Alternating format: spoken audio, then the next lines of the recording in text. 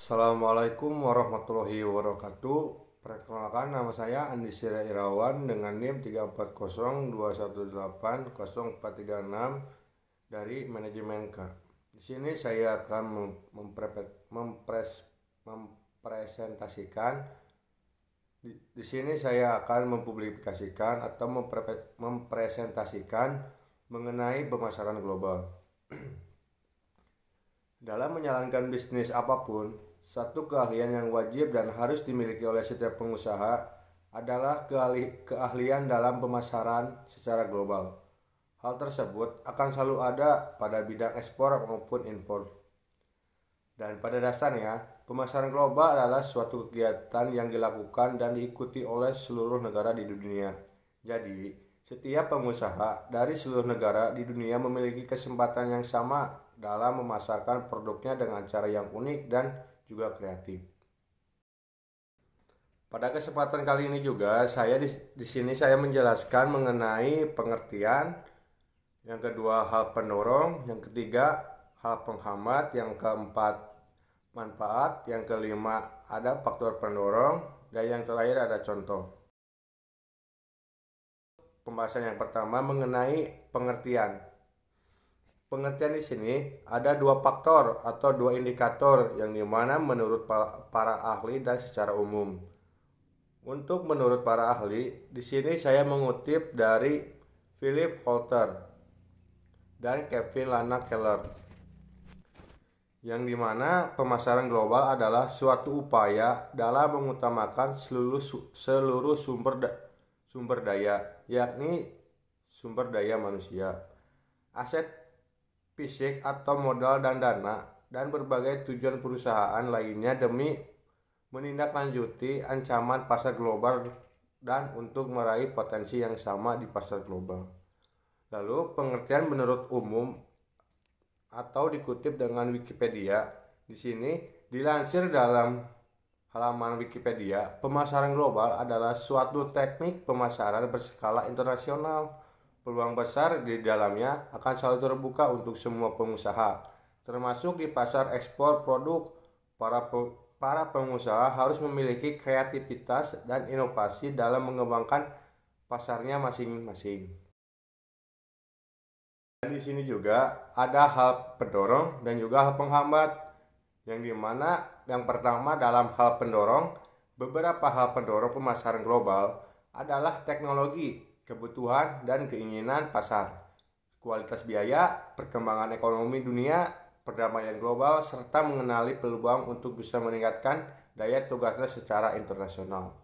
Jika ada hal pendorong, pasti ada penghambatnya dalam menjunjung tinggi berkeberhasilan pemasaran global itu, yakni hal penghambatnya ada kecurangan manajemen, perbedaan pasar, kontrol rasional, dan budaya organisasi perusahaan. Langsung dilanjut saja dengan manfaat pemasaran global. Yang pertama ada meningkatkan kompetensi para pengusaha, yang dimana bisa mencari dan mendapatkan berbagai ide serta pengetahuan baru dalam hal penjualan produknya kepada masyarakat. Kompetensi tersebut nantinya akan bisa terlihat dengan jelas tentang siapa saja pengusaha yang berkompeten dan yang kurang berkompeten. Lalu yang kedua ada bertahan hidup. Mengapa demikian bertahan hidup? Karena setiap pengusaha akan selalu dituntut untuk bisa mendapatkan ide baru dan berinovasi dalam melakukan pemasarannya. Jadi sangat penting untuk digarisbawahi bahwa saat ini banyak masyarakat yang membutuhkan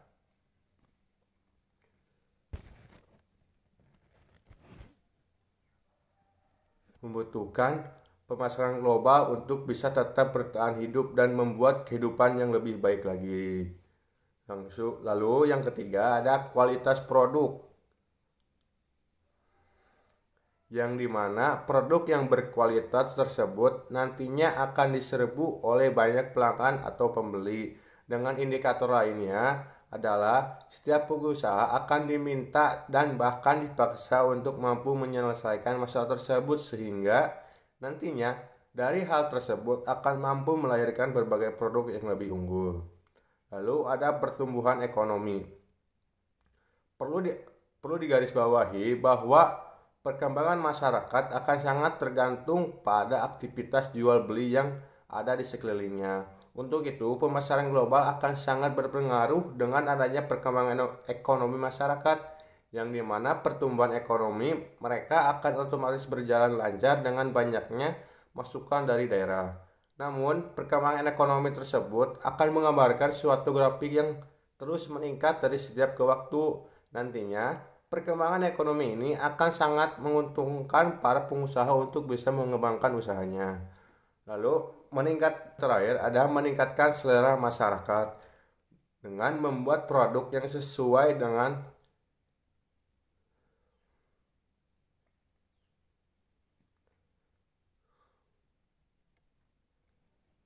cara yang harus ditempuh agar produk pengusaha bisa laku dan diminati oleh banyak masyarakat. Namun selera masyarakat ini akan terus berubah dengan keperluannya masing-masing. Bahkan tidak jarang selera masyarakat tersebut akan bergerak menurun atau meningkat sesuai dengan perkembangan ekonomi yang terjadi pada suatu negara tersebut. Begitu. Lalu ada faktor pendorong. Faktor pendorong terbagi menjadi 6 indikator. Yang pertama, perbaikan komunikasi dan transportasi, yang dimana mampu memudahkan setiap pengusaha untuk mengatur seluruh urusan pengiriman produk antar negara, antar impor dan ekspor. Lalu yang kedua ada kualitas, yang dimana setiap pengusaha dituntut untuk selalu meningkatkan kualitas produknya guna tidak tertinggal dalam dunia bisnis. Lalu ada teknologi, yang dimana pemanfaatan teknologi ini bisa diawali dengan sumber daya alam yang diubah menjadi suatu alat yang sederhana dan mampu membantu aktivitas. Lalu ada biaya perkembangan produk, yang dimana suatu kontraksi penting untuk bisa memasuki pasar global yang nantinya akan sangat membutuhkan sejumlah dana atau investasi dengan jangka waktu yang panjang. Lalu ada perjanjian ekonomi regional, yang dimana suatu perjanjian dengan yang dikerjakan oleh berbagai negara besar. Di sini ada contohnya yang seperti NAFTA, GATT, dan MIA. Dan yang terakhir ada perkembangan ekonomi dunia, yang dimana mampu melahirkan peluang usaha untuk mendukung perusahaan dan bisa berkembang secara global, serta tidak diikuti atau dicampuri tangan oleh negara-negara asing maupun itu pemasok atau investor. Dan pembahasannya tadi ada mengenai contoh pemasaran global. Di sini saya mengambil 4 indikator atau 4 contoh. Yang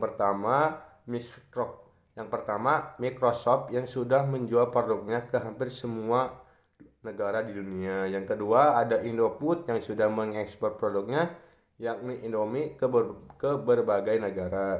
Lalu ada dari PT Samsung yang memasarkan produknya seperti elektronik, yang dimana ada TV, mesin cuci, dan sebagainya. Yang terakhir ada kerajinan tangan dari Indonesia yang telah dipasarkan ke negara-negara Eropa. Mungkin cukup sekian presentasi dari saya. Mohon maaf bila ada kesalahan dalam penyampaiannya. Wassalamualaikum warahmatullahi wabarakatuh.